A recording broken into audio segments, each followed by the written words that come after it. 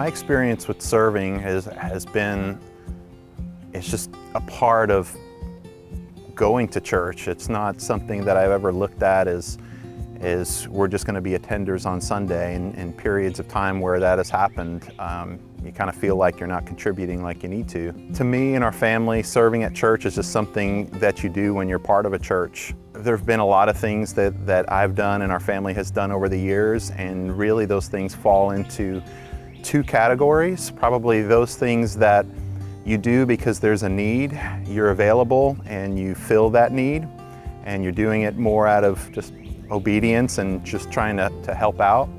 And then there's those things that you do and that I've done that are really a fit for what I do best. And when you find those things, I found that that's where I have the most joy, and that's where I enjoy serving and feel like I make really a bigger impact than just those things that you do when you're just filling a need. Yeah, over the years, I've served in a lot of different areas, mainly centered around kids of all ages. My wife and I started serving in the nursery when our kids were that age. We served kindergarten through second grade, teaching and leading small groups in that area. I've done middle school ministry. My wife currently does middle school ministry, and it seems like we typically find ourselves in areas of service where kids are involved, and it's probably because we're a parent and that's the stage of life that we're in, and so we can probably relate best to kids. A couple years ago, my daughter and I had the opportunity to go with a group from Compass to Guatemala and serve a school there for a week. And I was part of a team that built a playground for the school. They had some other little playgrounds, but nothing like we were going to build for them. And it was pretty intense labor out in the sun all week. And we kept our goal the whole week is we wanted to finish that playground. We didn't want it to go unfinished because we wanted to see those kids get a chance to play on it. And we had that opportunity at the end of the week. When we had the ribbon cutting and opened it up, there was probably 100 kids on that playground going down slides and just doing normal play stuff. But for us, it was victory. It was what kept us motivated all week long, and we were not going to leave Guatemala without seeing those kids enjoy it, and they did. The other thing for me was getting a chance to take that trip with my daughter.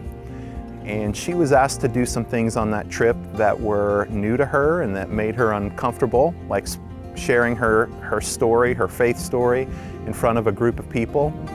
And she was nervous, knowing all week long that this was going to come up by the end of the week, and kind of preparing for that and seeing her struggle to get to that point.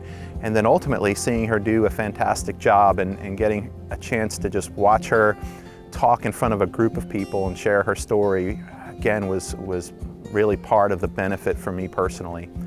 And like a lot of those trips, you go to them thinking you're going to make a difference, but you end up being impacted more than probably anyone that you had a chance to serve that week. When you go to a church like Compass, you're never short on opportunities to serve.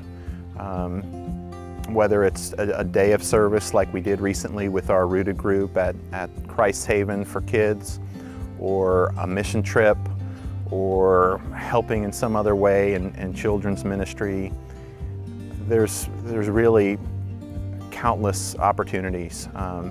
As a follower of Jesus, I'm trying to make an impact in some way to His kingdom. And it's a desire that I have and our family has to contribute in that way and to serve and to make a difference. I think we all have that goal. We want to make a difference.